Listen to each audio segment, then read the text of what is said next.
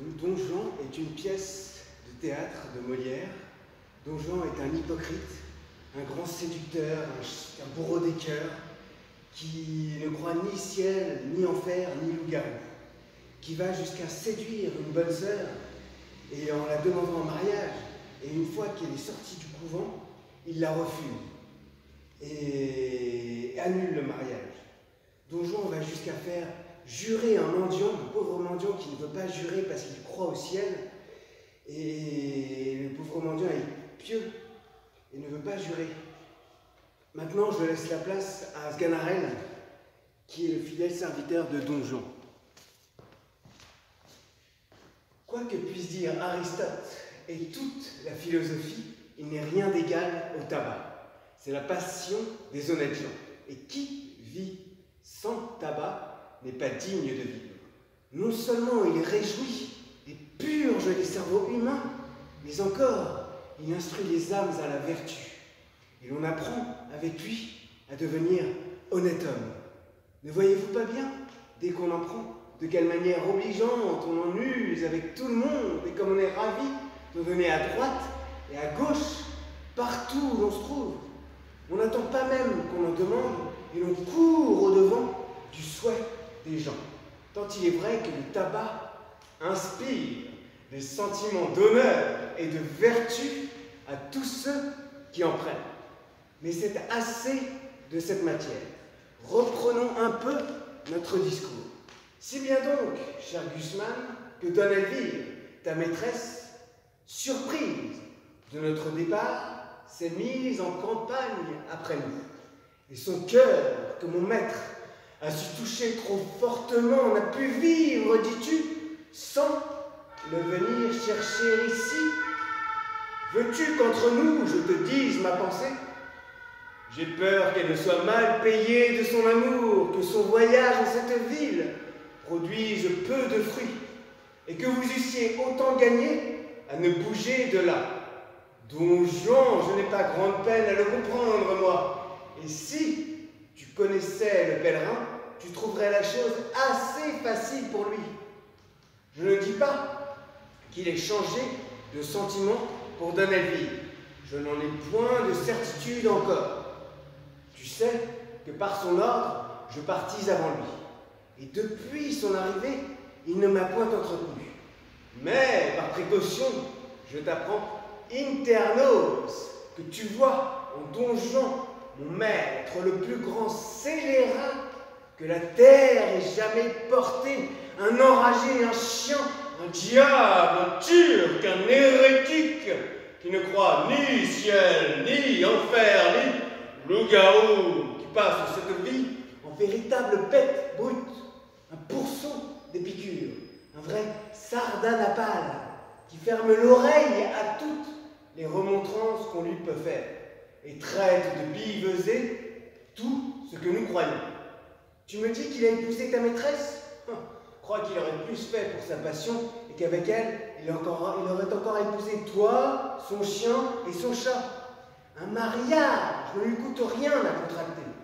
Il ne se sert point d'autre piège pour attraper les belles. Et c'est un épouseur à toutes mains.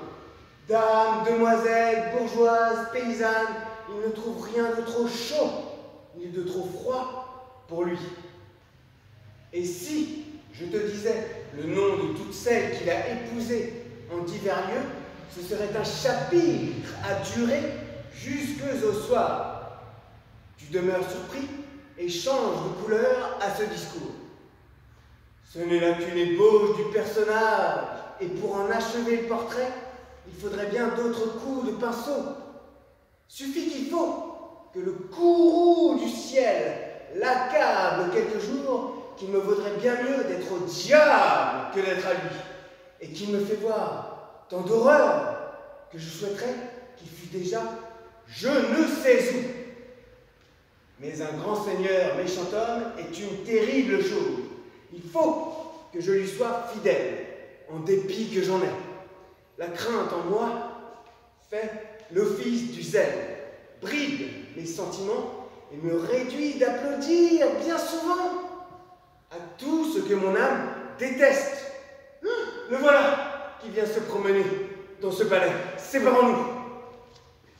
Écoute-moi, je t'ai fait cette confidence avec franchise, et cela m'est sorti un peu bien vite de la bouche. Mais, s'il fallait qu'il en vînt quelque chose à ses oreilles, je dirais hautement que tu aurais menti. Quel homme te parlait là? Il a bien l'air, ce me semble, du bon Gusman de Donnelly. C'est quelque chose aussi à peu près de cela. Quoi, c'est lui? Lui-même. Et depuis quand est-il en ville? D'hier au soir. Et quel sujet amène? Je crois que vous jugez assez ce qui le peut inquiéter. Notre départ, sans doute. Le bonhomme en est tout mortifié et m'en demandait le sujet. Et quelle réponse as-tu faite? Que vous ne m'en aviez rien dit. Mais encore, quelle est ta pensée là-dessus? Que t'imagines-tu de cette affaire? Moi, je crois, sans vous faire tort, que vous avez quelque nouvel amour en tête. Tu le crois? Oui. Ma foi, tu ne te trompes pas, et je dois t'avouer qu'un autre objet a chassé Elvire de ma pensée. Eh mon Dieu, je sais mon donjon sur le bout du doigt, et je connais votre cœur pour le plus grand coureur du monde. Il se plaît à se promener de liens en liens et n'aime guère à demeurer en place. Et ne trouves-tu pas, dis-moi, que j'ai raison d'en user de la sorte? Eh, monsieur! Quoi, pas? Assurément que vous avez raison, hein. Si vous le voulez, on ne peut pas aller là contre. Mais si vous ne le vouliez pas, ce serait peut-être une autre affaire. Eh bien, je te donne la liberté de parler et de me dire tes sentiments. En ce cas, monsieur, je vous dirais franchement que je n'approuve point votre méthode et que je trouve fort vilain d'aimer de tous côtés comme vous le faites. Quoi, tu veux qu'on se lie à demeurer au premier objet qui nous prend? Qu'on renonce au monde pour lui et qu'on n'ait plus Dieu pour personne? La belle chose de vouloir se piquer d'un faux honneur d'être fidèle, de s'ensevelir pour toujours dans une passion et d'être mort dès sa jeunesse à toutes les autres beautés qui nous peuvent frapper les yeux. Non, non, la constance n'est bonne que pour les ridicules. Toutes les belles ont droit de nous charmer. Et l'avantage d'être rencontrées, la première ne doit point dérober aux autres les justes prétentions qu'elles ont toutes sur nos cœurs. Pour moi, la beauté me ravit partout où je la trouve. Et je cède facilement à cette douce violence dont elle nous entraîne. J'ai beau être engagé, l'amour que j'ai pour une belle n'engage point mon âme à faire injustice aux autres.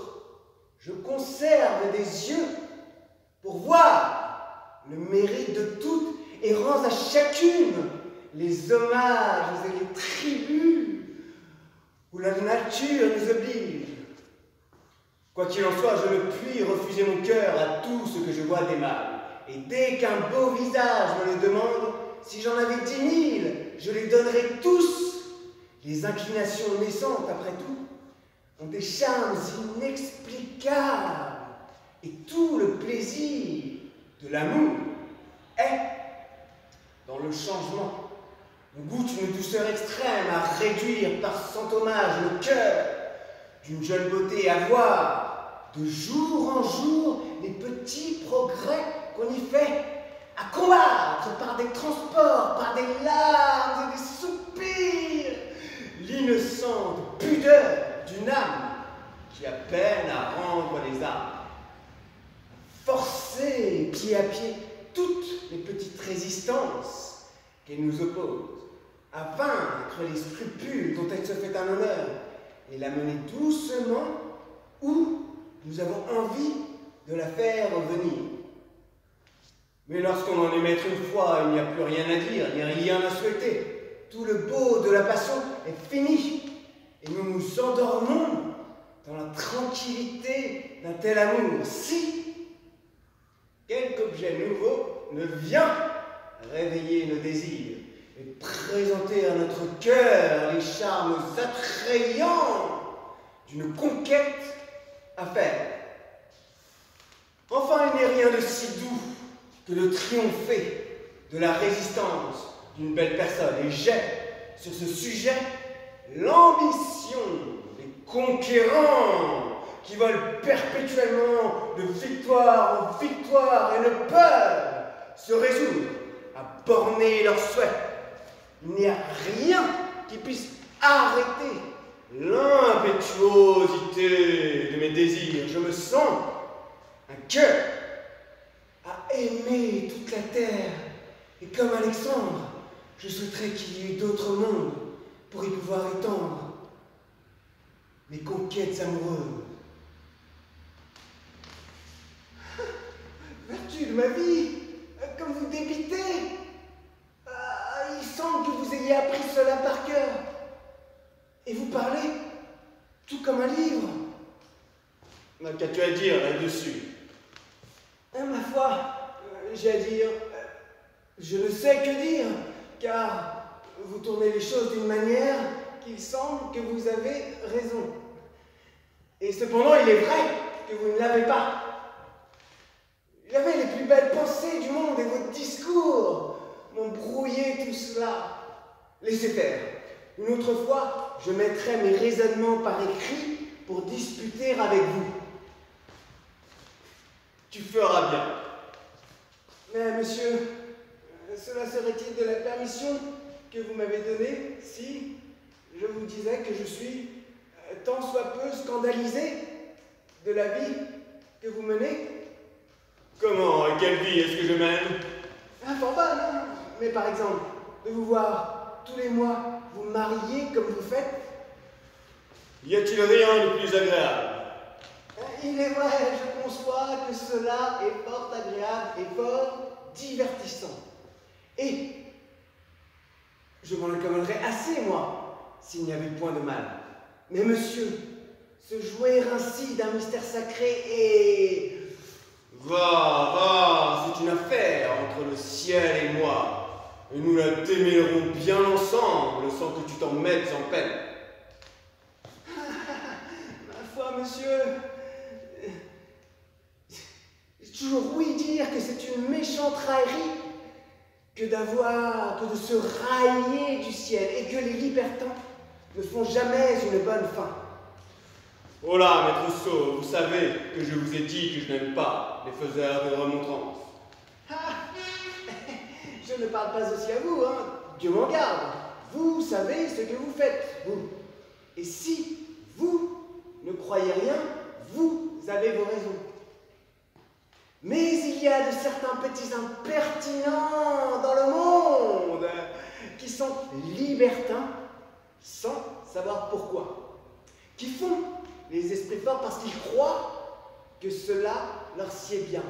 Et si j'avais un maître comme cela, je lui dirais fort nettement, le regardant en face, osez-vous bien ainsi, vous jouez du ciel, et ne tremblez-vous point de vous moquer comme vous faites des choses les plus simples. C'est bien à vous, petit ver de terre, petit myrmidon que vous êtes. Je parle au maître que j'ai dit, hein. C'est bien à vous à vouloir vous mêler, de tourner en rêverie ce que tous les hommes révèrent. Pensez-vous que pour être de qualité, pour avoir une perruque blonde et bien frisée, des plumes à votre chapeau, un habit bien doré, des rubans couleur de feu, ce n'est pas à vous que je parle, c'est à l'autre. Pensez-vous, dis-je, que vous en soyez plus habile homme, que tout vous soit permis et qu'on ose vous dire vos vérités? Apprenez de moi, qui suis votre valet, que le ciel punit tôt ou tard les impies, qu'une méchante vie amène une méchante mort et que... Ben, De quoi est-il question? il est question de te dire qu'une beauté me tient au cœur et qu'entraîné par ses appâts, je l'ai suivie jusque dans cette ville. Et n'y craignez-vous rien, monsieur, de la mort de ce commandeur que vous tuâtes il y a 6 mois? Et pourquoi craindre? Ne l'ai-je pas bien tué? Ah, fort bien, le mieux du monde. Et il aurait tort de se plaindre. J'ai eu ma grâce de cette affaire. Ah, oui, mais cette grâce n'éteint pas peut-être le ressentiment des parents et des amis et... Ah, n'allons pas songer au mal qui nous peut arriver, et songeons seulement à ce qui nous peut donner du plaisir. La personne dont je te parle est une jeune fiancée, la plus agréable du monde, qui a été conduite ici par celui même qu'elle y vient d'épouser. Et le hasard me fit voir ce couple d'amants 3 ou 4 jours avant leur voyage. Jamais je n'ai vu 2 personnes être si contents l'un de l'autre et faire éclater plus d'amour. La tendresse visible de leurs mutuelles ardeurs me donna de l'émotion. J'en fus frappé au cœur et mon amour commença par la jalousie.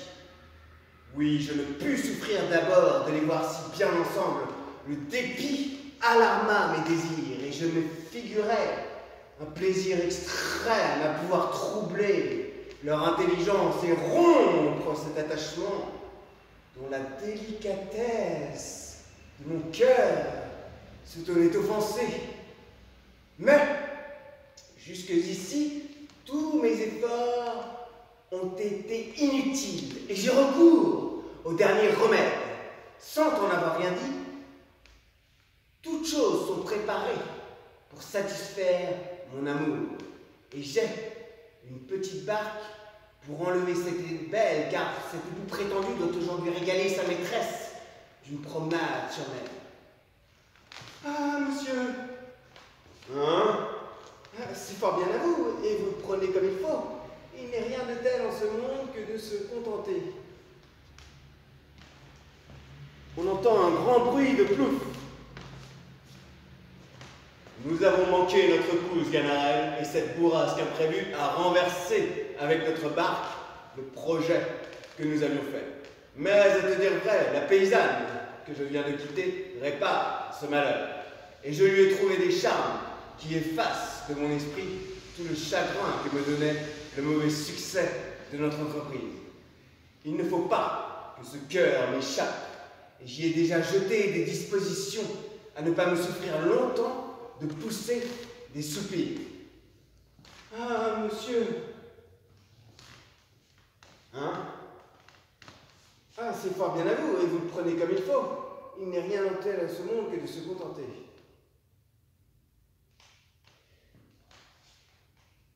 Ma foi, monsieur, après ce que le ciel nous a permis de surmonter,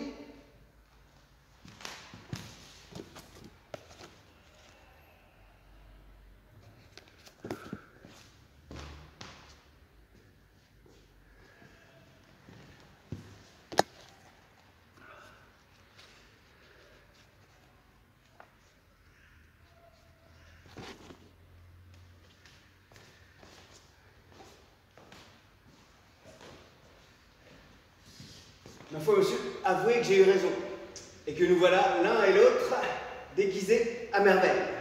Votre premier dessein n'était point du tout à propos, et tout ceci nous cache bien mieux que tout ce que vous vouliez faire. Il est vrai que te voilà bien, et je ne sais où tu as été déterré, cet attirail ridicule. Oui, c'est l'habit d'un vieux médecin qui a été laissé en gage au lieu où je l'ai trouvé. Et il m'en a trouvé, et il m'en a coûté de l'argent pour l'avoir. Mais savez-vous, monsieur, que cet habit me met déjà en considération, que je suis salué des gens que je rencontre et que l'on me vient consulter ainsi qu'un habile homme.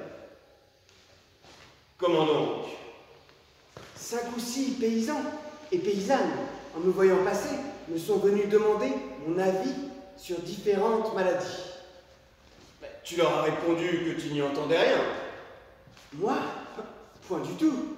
J'ai voulu soutenir l'honneur de mon ami. J'ai raisonné sur le mal et leur ai fait mes ordonnances à chacun. Et quel remède encore leur as-tu ordonné? Ma foi, monsieur, j'ai fait mes ordonnances à l'aventure, et ce serait une chose plaisante si les malades guérissaient et qu'on en vint remercier. Et pourquoi nous? Par quelle raison n'aurais-tu pas les mêmes privilèges qu'ont tous les autres médecins?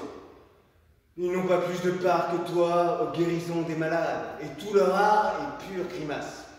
Ils ne font rien que recevoir la gloire des heureux succès. Et tu peux profiter comme eux du bonheur du malade, et voir attribuer à tes remèdes tout ce qui peut venir des faveurs, du hasard et des forces de la nature. Comment, monsieur? Vous êtes aussi impie en médecine? C'est une des grandes erreurs qui soit parmi les hommes. Quoi? Vous ne croyez pas au séné, ni à la casse, ni au vin émétique? Et pourquoi veux-tu que j'y croie? Vous avez l'âme bien mécréante. Cependant, vous voyez, depuis un temps, que le vin émétique fait bruire ses fuseaux, les fuseaux de la Parque, la déesse de la mort. Il fait bruire ses fuseaux, ses miracles. On convertit les plus incrédules esprits. Et il n'y a pas 3 semaines que j'en ai vu, moi qui vous parle, un effet merveilleux. Et quel? Il y avait un homme qui, depuis 6 jours, était à l'agonie. On ne savait plus que lui ordonner, et tous les remèdes ne faisaient rien. On s'avisa à la fin de lui donner de l'émétique. Il réchappa, n'est-ce pas? Non, il mourut. L'effet est admirable. Monsieur, vous voulez quelque chose de plus admirable? Il y avait 6 jours entiers qu'il ne pouvait mourir, et cela le fit mourir tout d'un coup. Voulez-vous rien de plus efficace? Tu as raison. Mais laissons là la médecine où vous ne croyez point et parlons des autres choses, car cet habit me donne de l'esprit et je me sens en humeur de disputer contre vous. Vous savez bien que vous me permettez les disputes et que vous ne me défendez que les remontrances. Eh bien, je veux savoir un peu vos pensées à fond. Est-il possible que vous ne croyez point du tout au ciel? laissons cela. C'est-à-dire que non. Et à l'enfer? Aussi peu. Et au diable? Oui, oui. Tout de même, il faut bien croire en quelque chose. Qu'est-ce que vous croyez? Et le moine bourru, dites-moi, qu'en croyez-vous? Ah, la peste soit du fat. Et la mort? Vous n'avez pas peur de la mort? Oh là là, voilà, et comment je pourrais convertir un homme comme ça? Et dites-moi un peu le moine bourru, qu'en croyez-vous? Et la peste soit du fat. Et voilà ce que je ne puis souffrir, car il n'y a rien de plus vrai que le moine bourru, et je me ferai pendre pour celui-là. Mais encore faut-il croire quelque chose dans le monde. Qu'est-ce que vous croyez? Ce que je crois, Oui, je crois que 2 et 2 sont 4, parce qu'un arrêt que 4 et 4 sont 8. ah, la belle croyance et les beaux actes de foi que voilà. Votre religion, à ce que je vois, est donc l'arithmétique. Il faut avouer qu'il se met d'étranges folies dans la tête des hommes et que pour avoir bien étudié, on est bien moins sage le plus souvent. Ha, pour moi, monsieur, je n'ai point étudié comme vous, Dieu merci.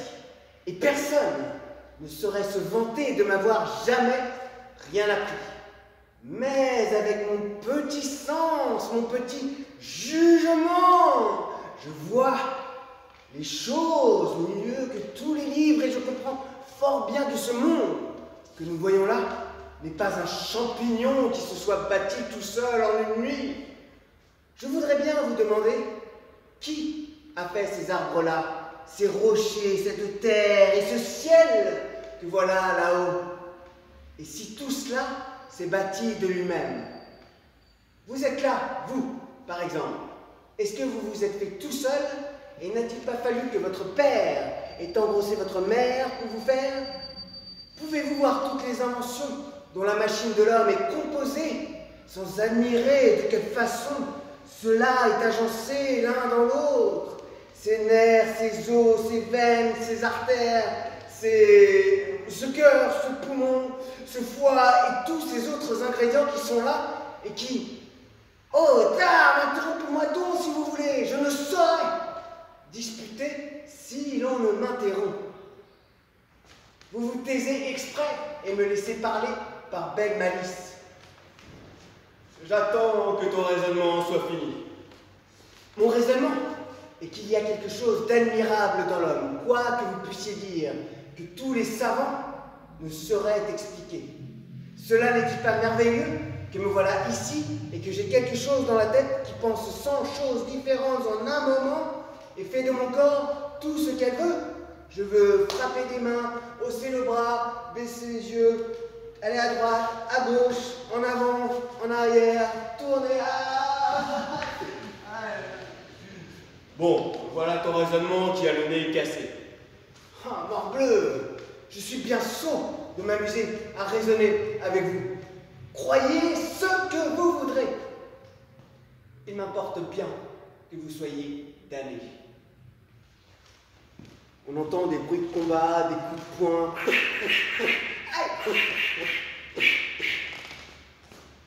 Oh là, hé, canaille! Plaît-il? Comment, coquin, tu fuis quand on m'attaque? Pardonnez-moi, monsieur, je viens seulement d'ici près. Je crois que cet habit est purgatif et que c'est prendre médecine que de le porter. La peste soit l'insolent. Couvre au moins ta poltronnerie d'un voile plus honnête. Sais-tu bien qui est celui à qui j'ai sauvé la vie? Moi? Non. C'est un frère d'Elvire. Il est assez honnête homme. Il en a bien usé. Et j'ai regret d'avoir démêlé avec lui. Oh, mais il vous serait aisé de pacifier toute chose. Oui, mais ma passion est usée pour Don Elvire. Et l'engagement ne compatit point avec mon humeur. J'aime la liberté en amour. Je te l'ai déjà dit. Je te l'ai dit 20 fois. J'ai une pente naturelle à me laisser aller à tout ce qui m'attire. Mon cœur est à toutes les belles et c'est à elles à le prendre tour à tour et à le garder tant qu'elles le pourront. Mais quel est le superbe édifice que je vois là? Ah, vous ne le savez pas? Ben non, si je te demande.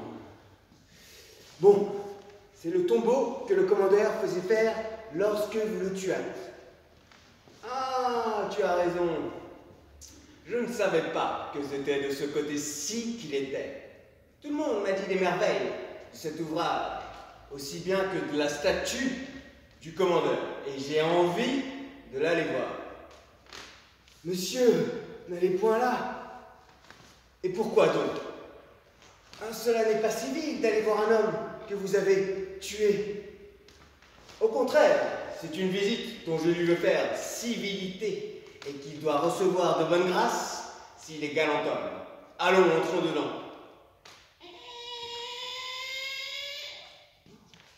Ah, les belles statues, le beau marbre, les beaux piliers. Ah, que cela est beau. Qu'en dites-vous, monsieur? Qu'on ne peut voir aller plus loin l'ambition d'un homme mort. Et ce que je trouve admirable, c'est qu'un homme qui s'est passé durant sa vie d'une assez simple demeure en veuille avoir une si magnifique pour quand il n'en a plus que faire.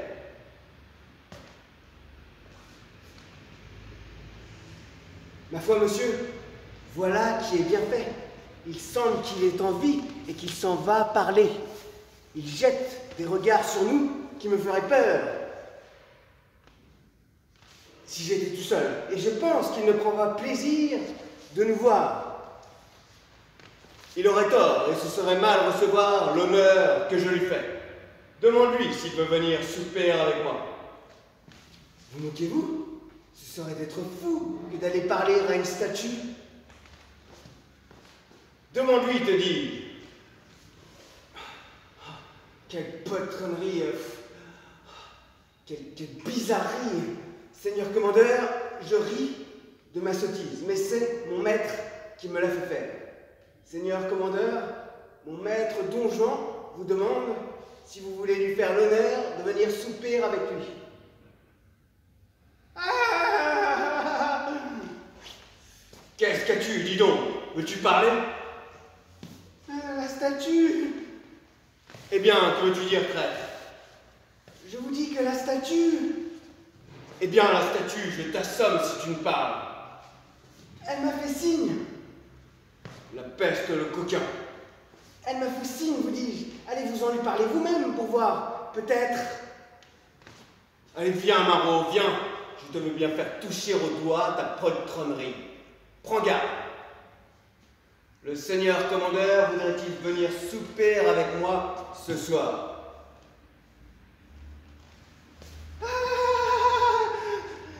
Eh bien, monsieur. Bon, allons, sortons d'ici.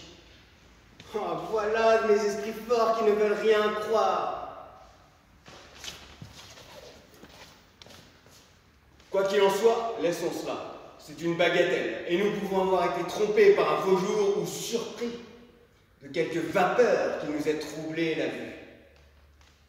Eh, monsieur, ne cherchez point à démentir ce que nous avons vu des yeux que voilà. Il n'est rien de plus véritable que ce signe de tête. Et je ne doute pas que le ciel, scandalisé de votre vie, n'ait produit ce miracle pour vous convertir et vous... Écoute, si tu m'importunes davantage de tes sottes moralités, si tu me dis encore le moindre mot là-dessus, je vais appeler quelqu'un, demander un air de bœuf, te faire tenir par 3 ou 4 et te rouer de 1000 coups. M'entends-tu bien? Fort bien, monsieur, le mieux du monde. Vous expliquez clairement. C'est ce qu'il y a de bon en vous, que vous n'allez point chercher de détour. Vous dites les choses avec une netteté admirable. Allons, qu'on me fasse souper le plus tôt que l'on pourra. Une chaise, petit garçon.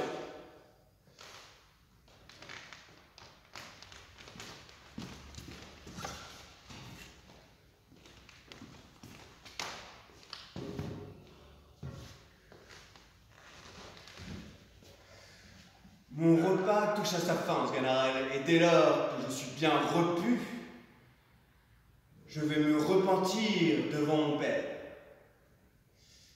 Oui, vous me voyez revenu de toutes mes erreurs. Je ne suis plus le même d'hier au soir. Et le ciel, tout d'un coup, a fait en moi un changement qui va surprendre mon âme, qui va surprendre tout le monde. Il a touché mon âme et dessillé mes yeux. Et je regarde avec horreur le long aveuglement où j'ai été et les désordres criminels de la vie que j'ai menée. J'en repasse dans mon esprit toutes les abominations et m'étonne comme le ciel les a pu souffrir jusqu'à présent.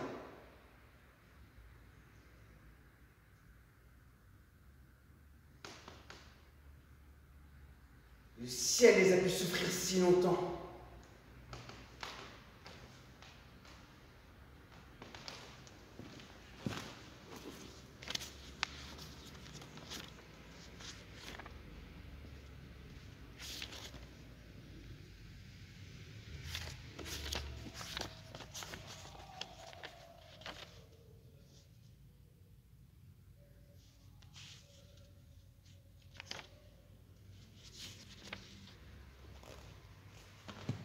Je repasse dans mon esprit toutes les abominations et m'étonne comme le ciel les a pu souffrir si longtemps et n'a pas 20 fois sur ma tête laissé tomber les coups de sa justice redoutable.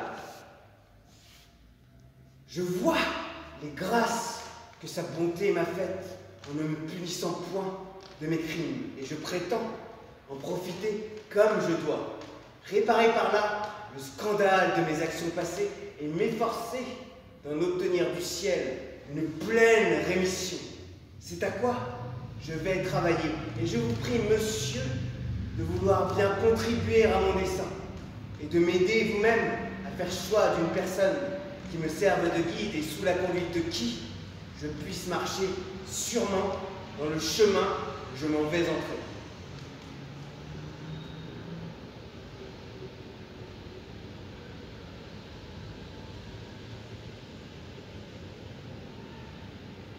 Ma foi, mon père, je vous laisse en paix. Sganarelle, tu m'importunes davantage. Ah, monsieur, que j'ai de joie de vous voir converti. Il y a si longtemps que j'attendais cela. Et voilà, grâce au ciel, tous mes souhaits accomplis. La peste le bennet. Comment le bennet?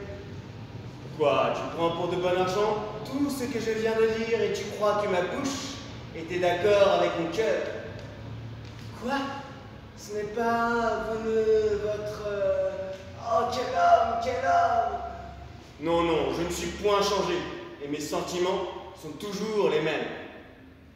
Quoi? Vous ne vous rendez pas à la surprenante merveille de cette statue mouvante et parlante?